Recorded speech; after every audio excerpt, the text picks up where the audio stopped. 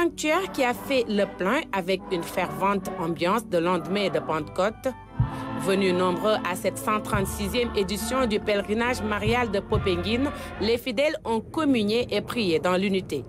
C'est-à-dire pour semer en nous et autour de nous la justice et la paix, en parole, en acte, et plus profondément encore, en éduquant nos cœurs, où notre conscience, siège de nos intentions et mère de nos comportements, tout spécialement en éduquant les enfants et les jeunes.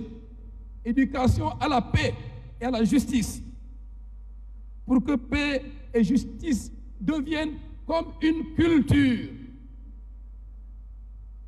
Laissons le Christ inculquer dans nos consciences les valeurs de son royaume, déclinées en Matthieu chapitre 5. Heureux les pauvres de cœur, heureux les doux, ceux qui ont soif et faim de la justice, les miséricordieux qui savent pardonner, heureux les artisans de justice et de paix. Revenus sur le sens du thème, les fidèles catholiques du Sénégal et des pays limitrophes sont invités à communier et à prier au pied de Notre-Dame de la Délivrande de Popenguine pour un Sénégal de justice et de paix. Monseigneur André Gueye a invité les chrétiens à demeurer des acteurs à part entière. Justice et paix ne sont pas des slogans, ni des principes purement théoriques ou abstraits, des idéaux irréalisables. Au contraire, ce sont nos attitudes, nos comportements, nos manières de faire, de parler, de voir et d'être qui doivent les incarner.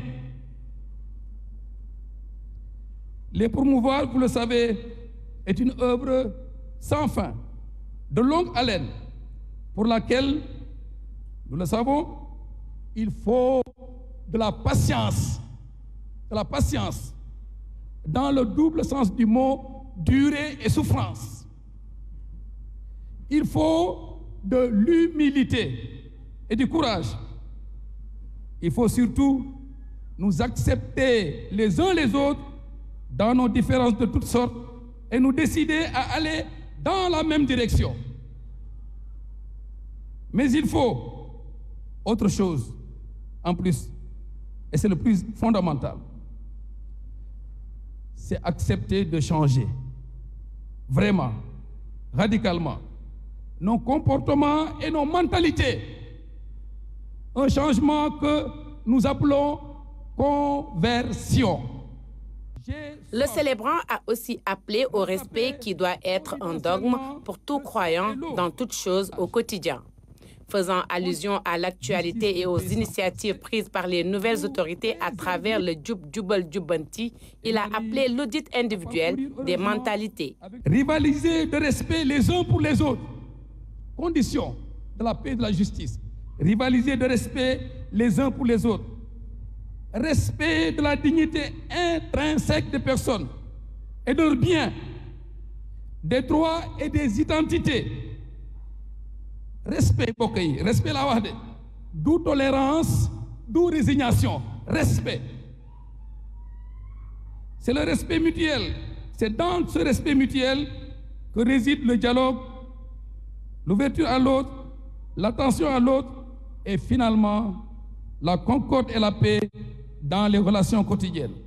À ce grand rendez-vous spirituel au pied de Notre-Dame de la Délivrande, plusieurs autorités civiles et politiques ont répondu présents. Aussi, cette célébration, animée par le diocèse de Thiès avec dévotion, a fait des pèlerins heureux dans leur démarche de foi.